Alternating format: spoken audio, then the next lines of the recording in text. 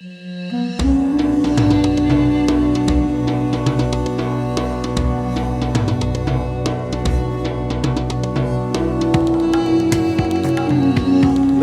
go to Michelle Weiss Bockmann, Senior Maritime Intelligence Analyst at Windward.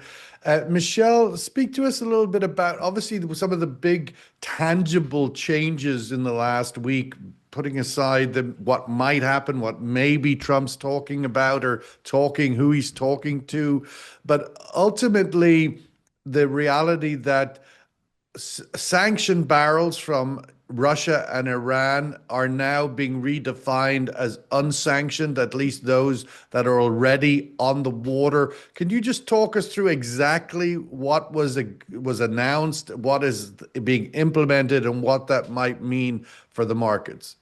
Oh, good morning, Sean. The Trump administration has effectively unsanctioned Iranian, well, first of all, Russian, then Iranian crude, allowing cargoes already in transit to effectively be delivered without any penalty. So that has affected, I've got here about 125 million barrels per day of Russian crude.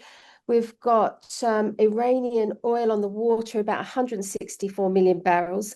Very hard to get an accurate handle on what's happening with Iran. Essentially, though, really the dark fleet is the ultimate winner out of this, and Russia and Iran, because they obviously get to sell their crude at higher prices. So far, we haven't seen any new markets open up, and I think China, India will remain the beneficiary of those barrels. But just to clarify on that point, the price of that oil, the crude oil, obviously pre this decision, was these barrels were heavily discounted, searching for a home. A lot of it, as you say, going to China and some to Russia. Uh, what is that price move from and to now? Obviously, does it change? Because these barrels are already on the water, already en route somewhere. Does the price that they can secure for that barrels change? Well, that's all private and confidential, but I note that it is quite usual in oil marketing and trading that vessels on the water can be, resold many times over, especially in a volatile market. And we have to remember just exactly how sharp and drastic that change, especially to Russian prices, have. I mean, it's hard to even remember back to October when the US sanctioned Rosneft and Lukoil, the two biggest oil producers, and that saw the discount at which Russian crude was sold to Brent, return and plunge to almost 3-year lows. And now that discount has vanished. And so Russia is able to get, substantially more money for those cargoes. As I said, how much extra, I'm not sure, but we do know that obviously there are new oil marketing sock puppets established to now sell on behalf of Rosneft and Lukoil, but ultimately, the money is still getting back to the Kremlin funding the war in Ukraine. On the same sort of channel of money getting back to, Trump was asked that specific question yesterday in that on that press informal press briefing on the tarmac by the airport where he was yesterday, particularly to the Iranian crude, and he was trying to fudge the answer by saying, "Oh, they won't get the money for this 100+ million barrels of floating oil that is now unsanctioned, that could be added up to being over $10 billion." The journalist was asking him about. Oh no, no, we'll make sure that doesn't get to that. Where is sanctioned universe? Does that money get back to Iran's bank account, or would this money similarly get back to the same bank account as it has been in the last few years? Well, I think it's business as usual for Iran and its crude oil industry, and nothing's really changed. I think the markets remain open. The Iranians operate outside international Western jurisdictions, and I see it very unlikely that those barrels will divert beyond their usual and traditional markets. Iran will get paid more money. That's, I think, the logical conclusion to draw.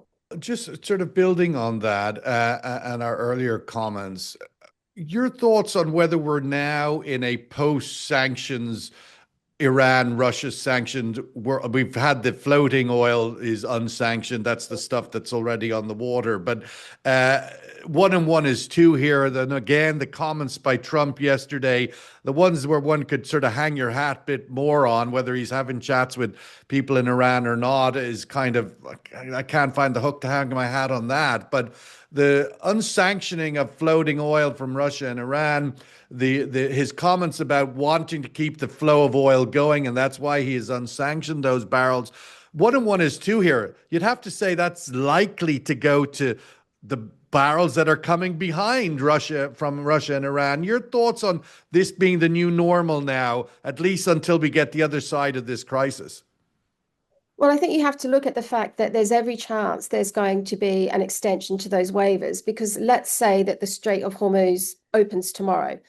That's going to require significant traffic management to actually unblock the ships that are stuck there. So that's going to, there's going to be a months, not weeks, time period to get everything back to normal. So obviously, keeping those barrels unsanctioned is one of those levers that you can use to keep the price down. So, and as well as that, I'm not sure if you've talked about this on earlier podcasts, he's also given a waiver to the Jones Act, which is this 100-year-old US legislation that mandates that all cabotage trade with the US be done on US built, US crewed vessels, etc. So that is also expected to provide some relief, because you will likely see US crude going from East Coast round to the West Coast to alleviate supplies. But all of those levers are probably going to have to stay in place, well beyond the time periods that they've now been given.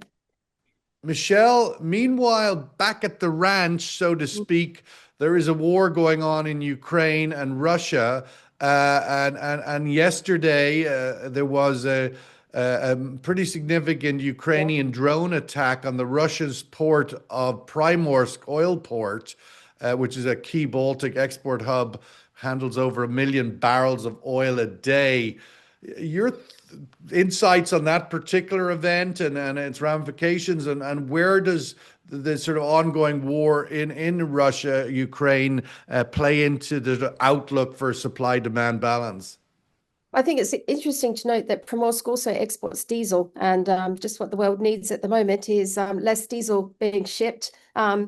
So that's worthwhile noting. And secondly, I think what the continuing war in Ukraine has shown is the policy divergence that's emerging between the EU and the UK and the US. I think it's fair to say that regulators and ship owners in Europe were dismayed by the waivers that were extended to Russia. And you could actually see that with France's recent interdiction of a stateless dark fleet tanker a couple of days ago. So they have continued boarding and detaining and using what regulatory powers they can on the dark fleet, while the dark fleet is essentially getting a free pass from the US. And Ukraine, of course, is still under attack. And do the Europeans have the muscle to really put together a serious interdictive force? For the dark fleet? Yeah, So they're without really, American yeah. participation at the end of the day.